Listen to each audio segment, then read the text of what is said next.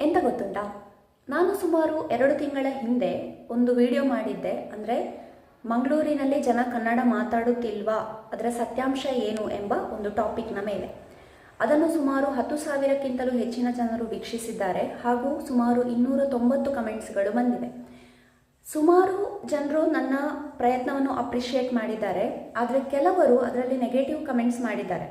ನಾನು ಇದುವರೆಗೂ ಅದಕ್ಕೆ ತಲೆಕೆಡಿಸಿಕೊಂಡಿಲ್ಲ ಅಥವಾ ಏನು ಪ್ರತಿಕ್ರಿಯೆಯನ್ನು ಕೊಡಲಿಕ್ಕೆ ಹೋಗಲಿಲ್ಲ. ಬಟ್ ಇವತ್ತು ಒಂದು ಪ್ರತಿಕ್ರಿಯೆ ಕೊಡಲೇಬೇಕು ಅಂತ ನನಗೆ ಅನಿಸಿತು. ಯಾಕಂತ ಹೇಳಿದರೆ, ಸುಮಾರು ಜನರ ಕಲ್ಪನೆಯಲ್ಲಿ ನಾನು ಅಷ್ಟು ವಿಡಿಯೋ ಮಾಡಿದ್ದು ಗೊತ್ತಿಲ್ಲದವರಿಗೆ ಗೊತ್ತಾಗಲಿ ಎನ್ನುವ ಒಂದು ಉದ್ದೇಶದ ಕಾರಣಕ್ಕಾಗಿ. ಆದರೆ ಸ್ಟಿಲ್ ಅಷ್ಟು ಉದ್ದದ ವಿಡಿಯೋ ಮಾಡಿದರೂ ಕೂಡ ಜನ ಅಂದ್ಕೊಂಡಿದ್ದಾರೆ ಇನ್ನೂ ಮಂಗಳೂರಲ್ಲಿ ಜನ ಕನ್ನಡ ಮಾತಾಡ್ತಿಲ್ಲ ಅಂತ ಹೇಳಿ. ಸೊ ಪೆದ್ದರೆ ಕಮೆಂಟ್ಸ್ ಮಾಡುವ ಮುಂಚೆ ನಿಮ್ಮ ತಲೆಯನ್ನು ಸ್ವಲ್ಪ ಉಪಯೋಗ ಮಾಡಿಕೊಳ್ಳಿ. ಯಾಕೆಂತ ಹೇಳಿದರೆ, ನೀವು ಮಂಗಳೂರು ಕನ್ನಡ ಅಂತ ಕೇಳಿರ್ಬೋದು.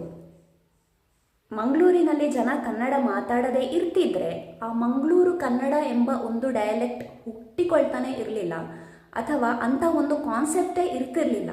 ಹಾಗಾಗಿ ಮಂಗಳೂರು ಕನ್ನಡ ಅಂತ ಹೇಗೆ ಬಂತು? ಮಂಗಳೂರಲ್ಲಿ ಜನ ಕನ್ನಡ ಮಾತಾಡುವುದರಿಂದ ಅಲ್ವೇ ಮಂಗಳೂರು ಕನ್ನಡ ಅಂತ ಬಂದದ್ದು. ಇಲ್ಲದಿದ್ದರೆ ಎಲ್ಲಿಂದ ಬರ್ತಾ ಇತ್ತು? ಬೆಂಗಳೂರಿಂದ ಬರ್ತಾ ಇತ್ತಾ? ಸೊ ಸ್ವಲ್ಪ ಕಮೆಂಟ್ಸ್ ಮಾಡುವ ಮುಂಚೆ ನಿಮ್ಮ ಮೆದುಳನ್ನು ಸ್ವಲ್ಪ ಉಪಯೋಗ ಮಾಡಿಕೊಳ್ಳಿ, ಇಲ್ಲದಿದ್ದರೆ ತುಕ್ಕು ಬಂದು ಹೋಗ್ಬೋದು. ಬಾಯ್.